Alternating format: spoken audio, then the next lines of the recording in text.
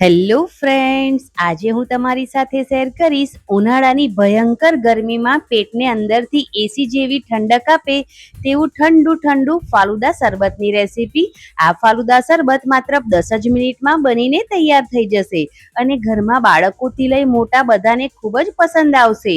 તો રેસીપી પસંદ આવે તો ચેનલને સબસ્ક્રાઇબ કરી લાઇક કોમેન્ટ શેર જરૂરથી કરજો। તો ચાલો રેસીપીની શરૂઆત કરી લઈએ। જોતા જ પીવાનું મન થઈ જાય તેવું ફાલુદા શરબત બનાવવા માટે સૌથી પહેલા આપણે 500 ml ફૂલ ફેટ વાળું દૂધ લેવાનું છે। અહીંયા મેં પેકેટ વાળું દૂધ લીધું છે। ફૂલ ફેટ દૂધથી ફાલુદા બનાવવાથી ફાલુદા આપણું એકદમ ઘટ અને ક્રીમી બનીને તૈયાર થશે। મેં અહીંયા એક જાડા તળિયાવાળી કઢાઈ લીધી છે અને તેની અંદર દૂધ એડ કરી દીધું છે। ફાલુદા બનાવતી વખતે તળિયે ફાલુદા ચોટે નહીં તે માટે જાડા તળિયાવાળી કઢાઈનો જ ઉપયોગ કરવાનો। હવે દૂધને ઉકળવા દઈશું। ત્યાં સુધી કઢાઈમાં ઉમેરેલા દૂધમાંથી અડધી વાટકી દૂધ મેં કાઢી લીધું હતું। હવે તેની અંદર 2 નાની ચમચી જેટલો રોઝ ફ્લેવરનો કસ્ટર્ડ પાવડર ઉમેરીશું। તમારી પાસે જો રોઝ ફ્લેવરનો કસ્ટર્ડ પાવડર ના હોય તો તમે કોઈ પણ ફ્લેવરનો લઈ શકો છો। હવે તેને મિક્સ કરી અને સાઈડ પર મૂકી દઈશું। અને હવે મેં અહીંયા 1 ચમચી જેટલા તકમરિયા, જેને સબ્જા સીડ કહેવામાં આવે છે, તેને પણ પાણીમાં પલાળી 5 મિનિટ માટે સાઈડ પર મૂકી દીધા હતા। ત્યાર પછી આપણે અડધી વાટકી જેટલી વર્મિસેલી સેવૈયા પણ લઈ લઈશું। હવે દૂધમાં પણ એકદમ સરસ બોઇલ આવી ગયો છે, એટલે ગેસની જે ફ્લેમ છે તેને એકદમ સ્લો કરી દઈશું અને ચમચાથી હલાવીને દૂધને ધીમા તાપે 1-2 મિનિટ માટે ઉકળવા દેવાનું છે। 1-2 મિનિટ જેટલો ટાઈમ થઈ જાય એટલે દૂધની અંદર મીઠાશ માટે અડધી વાટકી મેં અહીંયા ખાંડ ઉમેરી છે। તમે સાકર પણ ઉમેરી શકો છો। સાકર પેટને ઠંડક આપે છે અને બને ત્યાં સુધી સાકરનો જ ઉપયોગ કરવાનો। હવે 1 મિનિટ માટે ચલાવતા ખાંડને ઓગાળી લીધી છે। હવે આપણે અડધી વાટકી જે સેવૈયા લીધી હતી તેને ઉમેરી દઈશું। મિક્સ કરી અને ધીમા તાપ ઉપર તેને 3 થી 4 મિનિટ માટે આપણે થવા દેવાની છે, જેથી સેવૈયા છે એ એકદમ સરસ સોફ્ટ થઈ જાય એટલા માટે। હવે સેવૈયાને કૂક થતા 4 મિનિટ જેટલો ટાઈમ થઈ ગયો છે અને આપણે ચેક કરીએ તો એકદમ સારી રીતે કૂક થઈ ગઈ છે અને સરસ સોફ્ટ પણ થઈ ગઈ છે। હાથેથી દબાવીને ચેક કરીએ તો સહેલાઈથી તે તૂટી જાય છે। હવે આ સમયે જે કસ્ટર્ડ પાવડર વાળું દૂધ રેડી કર્યું હતું તે ધીરે ધીરે ઉમેરી દેવાનું છે અને દૂધ ઉમેરીને સતત ચલાવતા જવાનું। માત્ર 1 જ મિનિટમાં જે આપણું દૂધ છે એ એકદમ સરસ ઘટ્ટ થઈ જશે।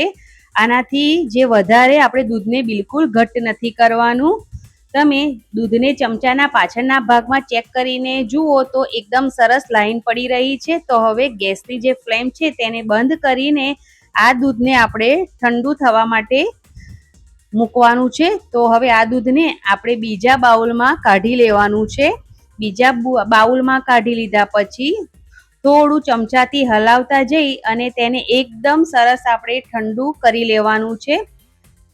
હવે દૂધ એકદમ સરસ ઠંડુ થઈ ગયું છે। ત્યાર પછી આપણે તેમાં જે તકમરિયા પલાળીને રાખ્યા હતા તેને 2 ચમચી જેટલા ઉમેરીશું।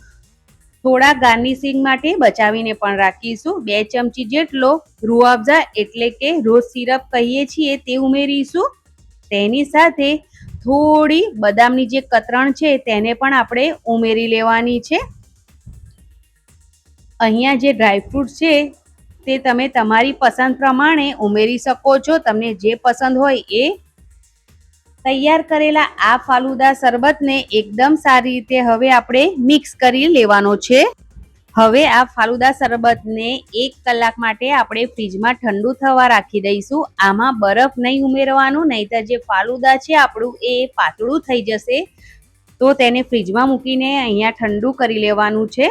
તો 1 કલાક પછી એકદમ સરસ ઠંડુ થઈ ગયું છે। તમે જોઈ શકો છો બધી જ વસ્તુ એકદમ સરસ મિક્સ થઈ અને આપણું ઘટ અને ક્રીમી ફાલુદા શરબત તૈયાર થઈ ગયું છે। હવે તેની પર થોડું ગાર્નિશિંગ કરી લેવાનું છે।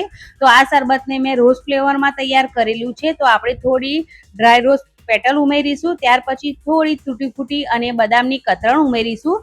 તમારી પાસે ડ્રાય રોઝ પેટલ ના હોય તો તમે સ્કીપ પણ કરી શકો છો। હવે 1 કલાક શરબતને ફ્રીજમાં રાખી ઠંડુ કરી લેશું અને ત્યાર પછી ઠંડા ફાલુદા શરબતને સર્વ કરશું।